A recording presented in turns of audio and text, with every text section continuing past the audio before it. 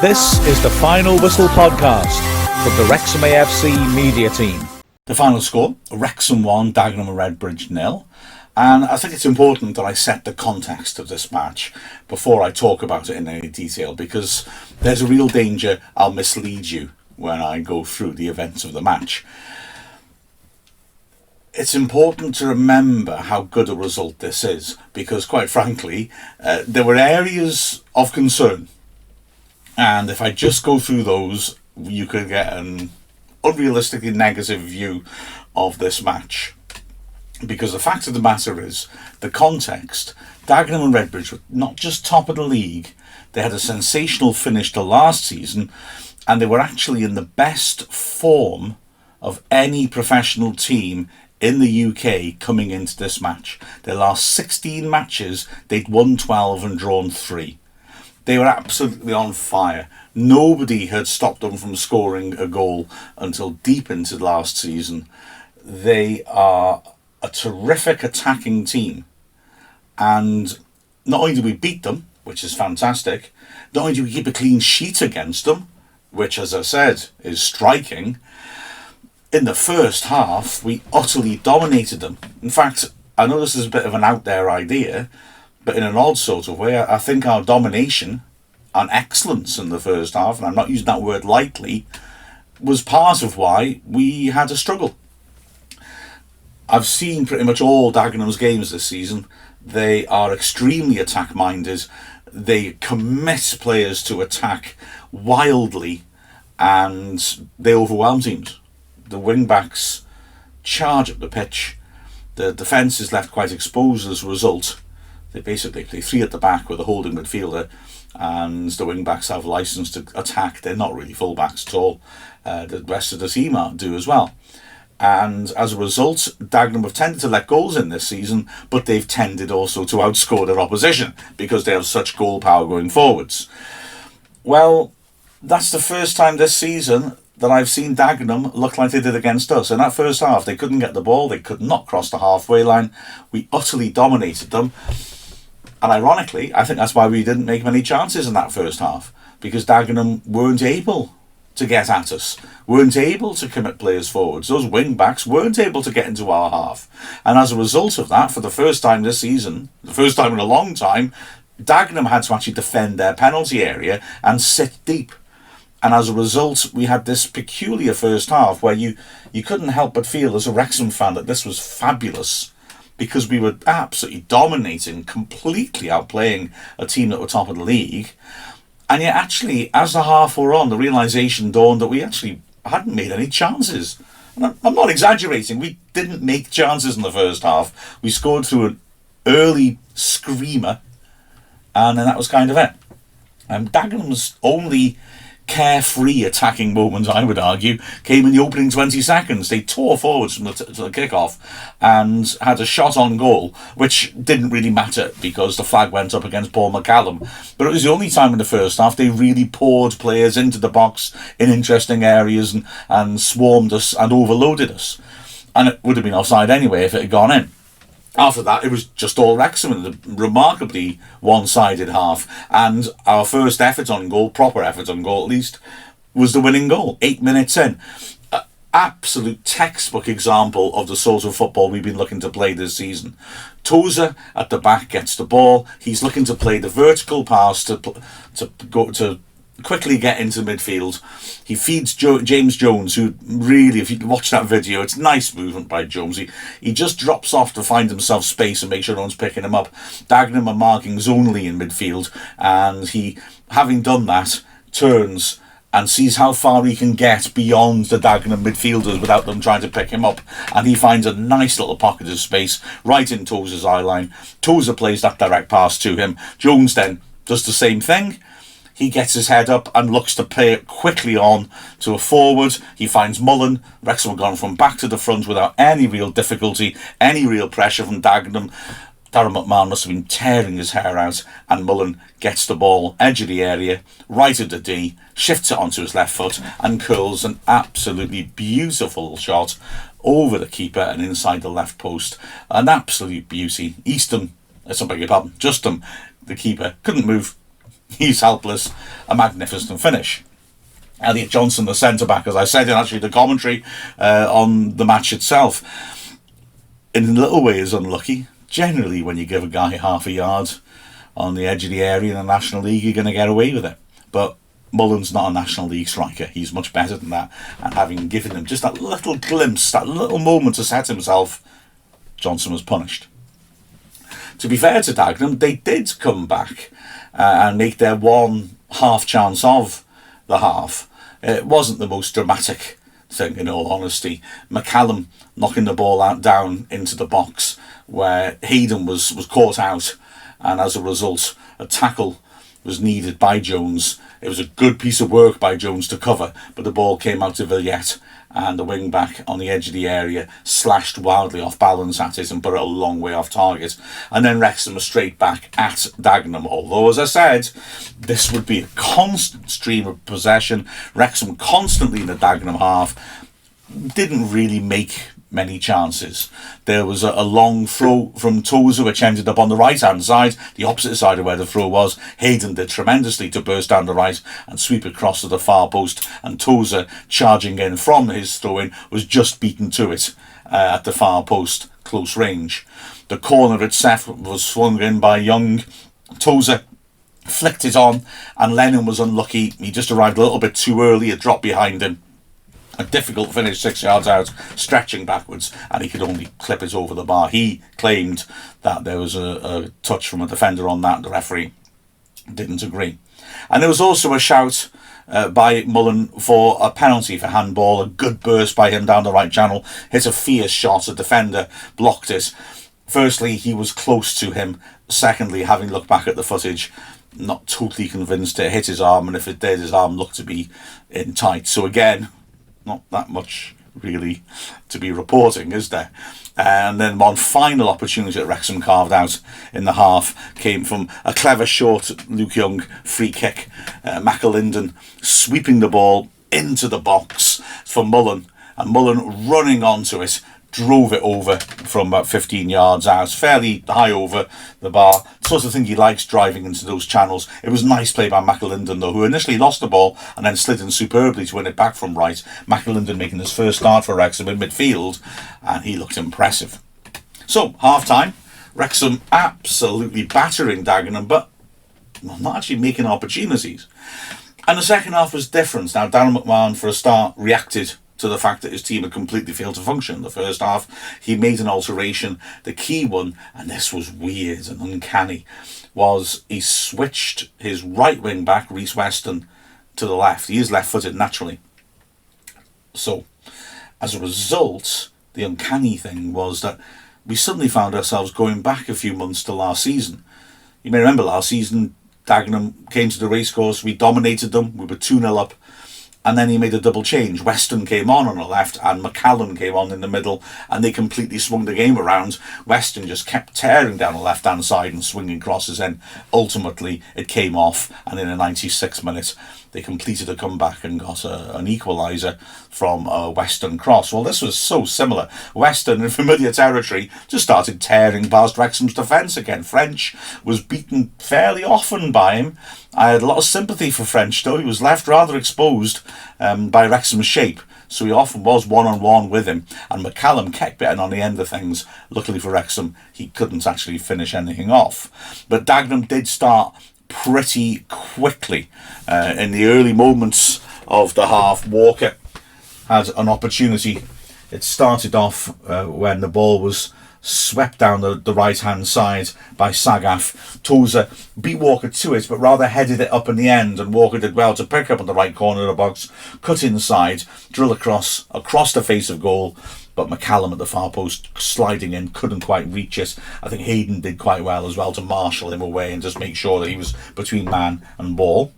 But the pressure continued. Villette with a nice little pass to Weston on the left-hand side. He drove round the back of the defence, pulled a lovely ball back, and in all honesty, Robinson should have scored, attacking it about 15 yards out, central position, no pressure on him, and he leaned back and he slashed it into the covering on the Kop.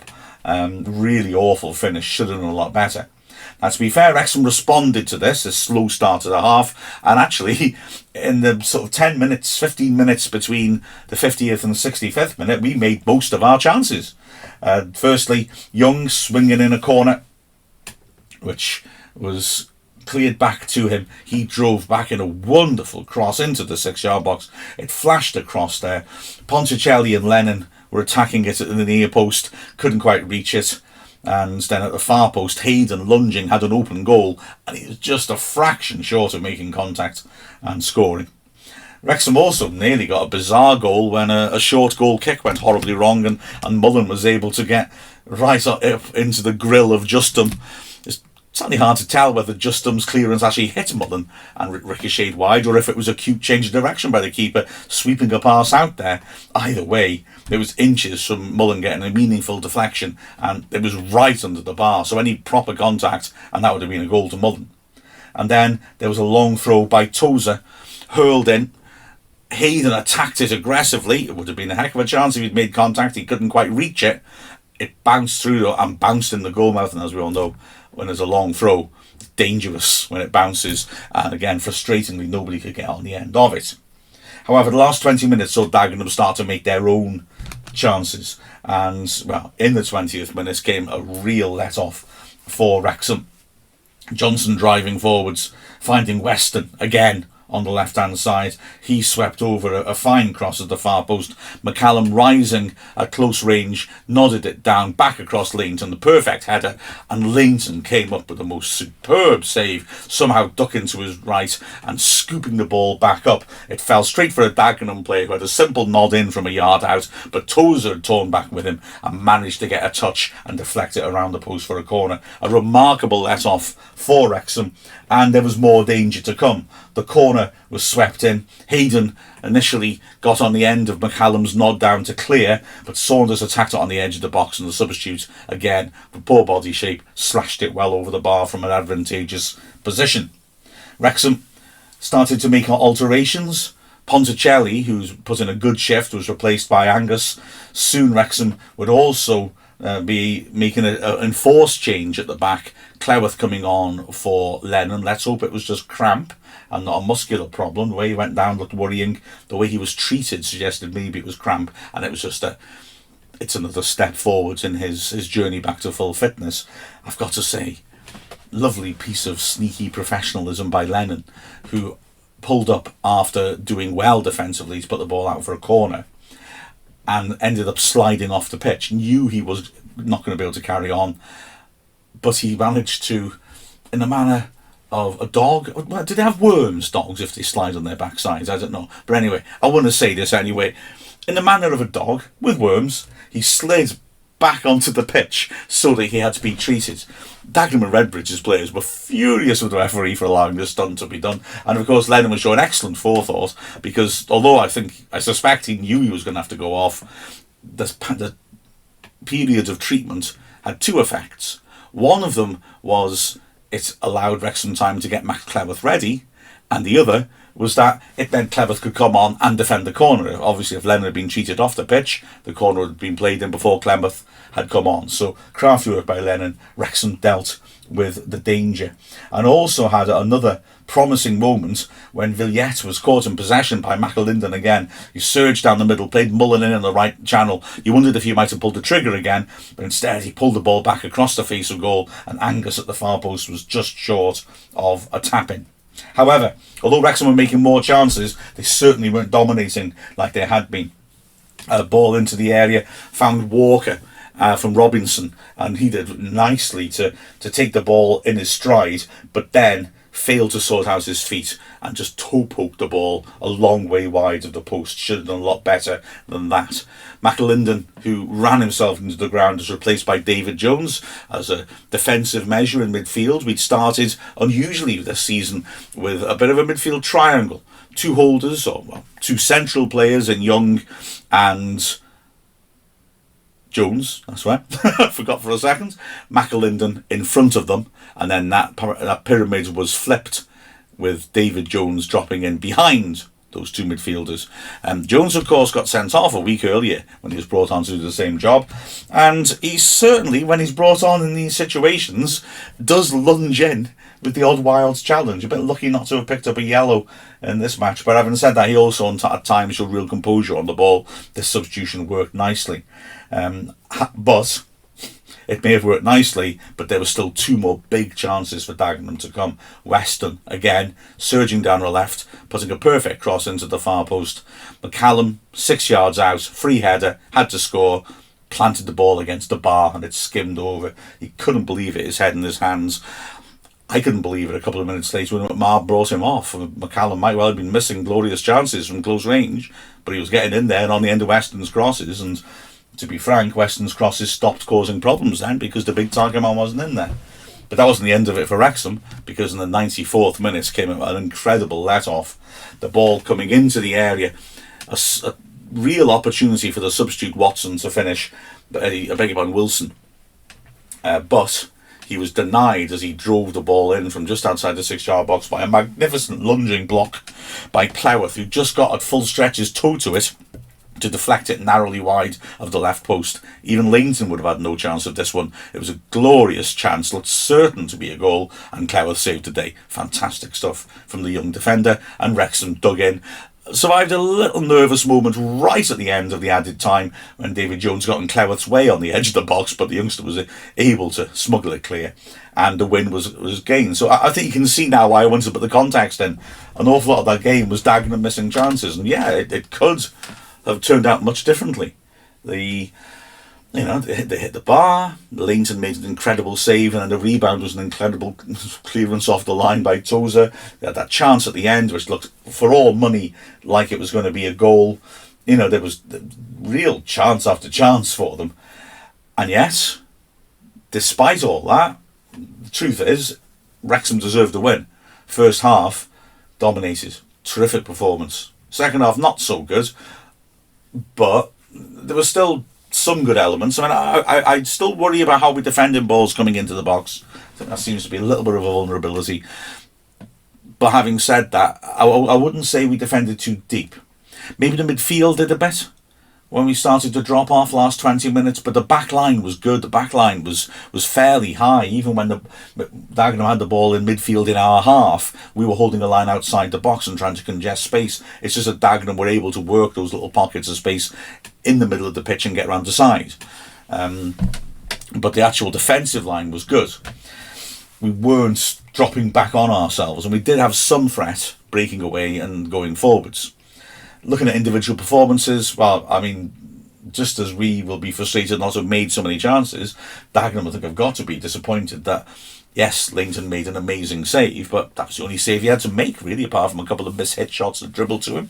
But huge credit to Langton for that remarkable save. It really was wonderful. And if they had 20 minutes left, that game could have turned nasty for Wrexham. At the back, Hayden was a beast. Absolutely fantastic. Won so much. His physicality is something else.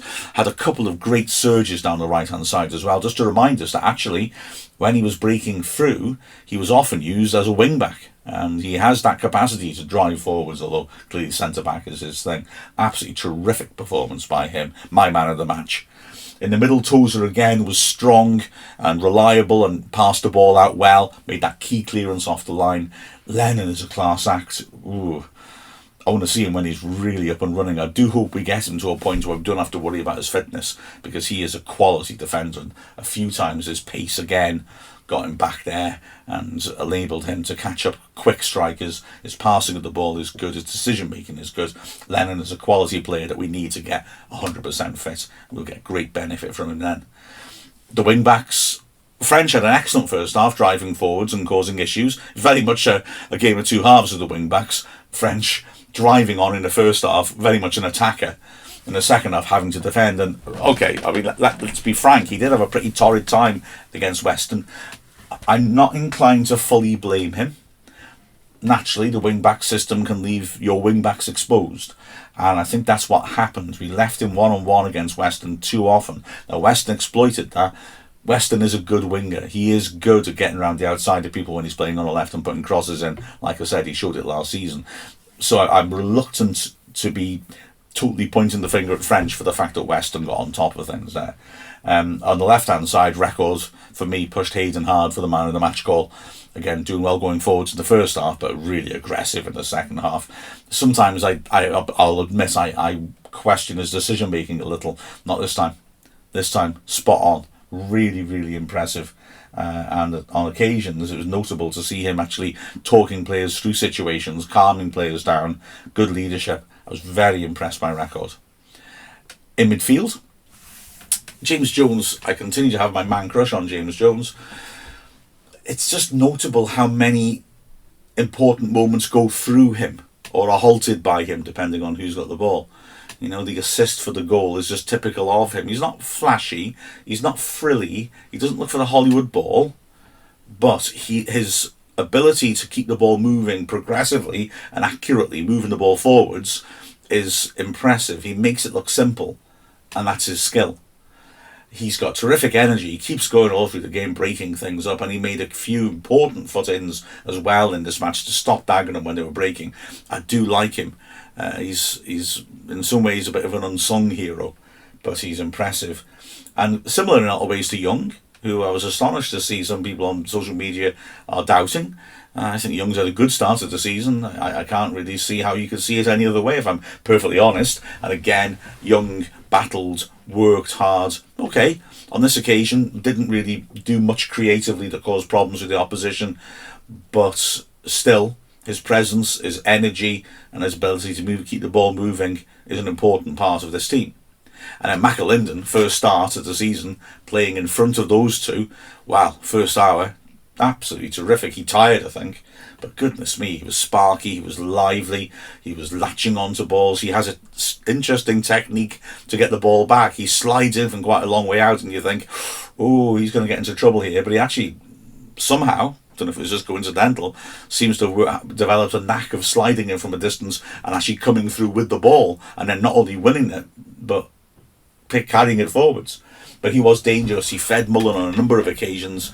It's going to be interesting for us if Jordan Davis comes back, because obviously Jordan Davis is non-negotiable sort of pick in midfield, but McAlinden just showed that he can do a very good job linking midfield to attack.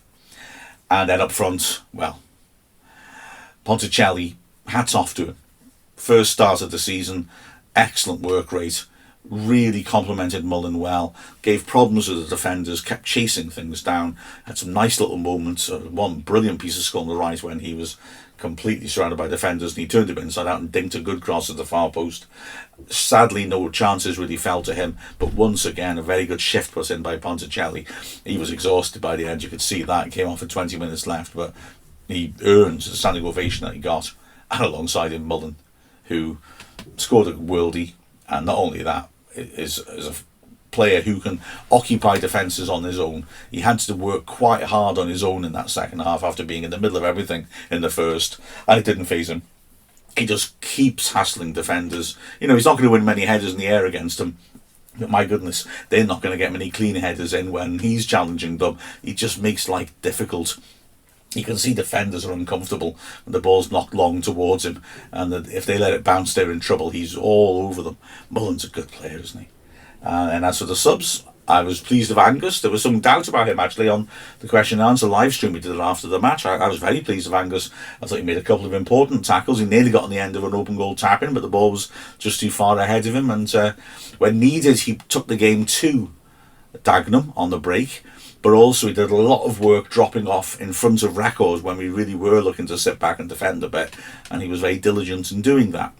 The other midfielders, David Jones came in and, as I said, had some good moments and some slightly scary moments, but did his job soundly. And then the third substitute was Cleworth, and massive credit to him. I mean, McCallum fancied bullying him and did beat him with a couple of early headers, and then Cleworth beat McCallum in the air, which was deeply impressive. He did very well. And he made that terrific block on the edge 6-yard box, which saved a certain goal. So we would be talking about a draw if Cleworth hadn't stretched like that. A terrific win. A performance which led us through a number of different emotions. But who cares? We were playing a team absolutely on fire, who were terrific going forwards. Maybe we rode our luck a little bit at the end of the game, but so what? The fact of the matter is, we won it. It's a huge 3 points. And, well, in front of another wonderful crowd who gave support all through the match, loudly and eagerly, the momentum continues to go forwards. With the final score of Wrexham 1, Dagenham Redbridge 0, I'm Mark Griffiths from Wrexham AFC. This is the Final Whistle podcast from the Wrexham AFC media team.